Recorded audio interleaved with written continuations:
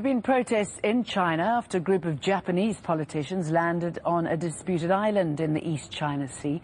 Demonstrators gathered near Japan's consulate in the southern city of Gansu. They waved Chinese flags and banners urging the Japanese to leave the island. One of the islands at the center of a territorial row with China. They arrived early Sunday aboard a Japanese flotilla. The trip was made despite a warning from China against undermining its territorial sovereignty.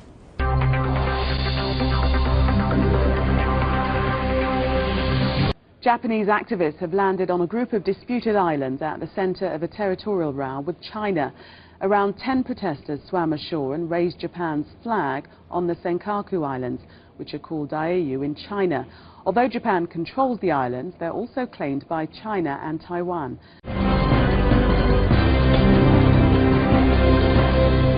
The Coast Guard confirmed their landing on Uotsuri Island at around 7:30 a.m. The group held a memorial service for the war dead on board a boat near the Senkaku chain earlier in the day.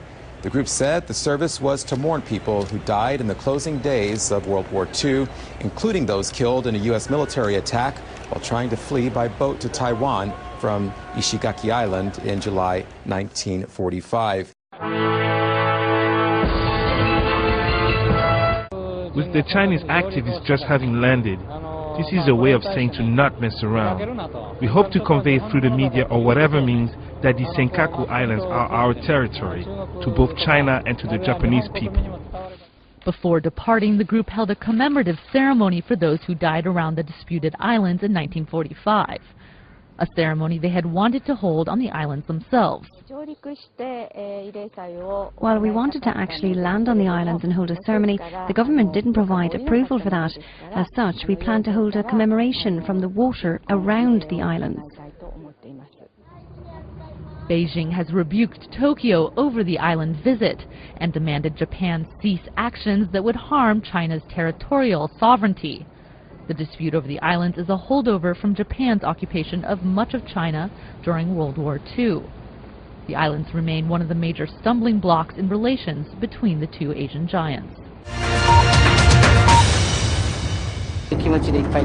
The trip comes just days after Japan deported 7 Chinese activists who'd attempted the same thing with the Chinese flag. They were treated to a hero's welcome when they arrived back in Hong Kong. But China isn't amused with this stunt.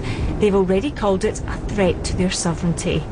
The islands may be tiny, but they sit on rich oil and gas deposits. And with neither Japan nor China likely to back down, this dispute is far from over.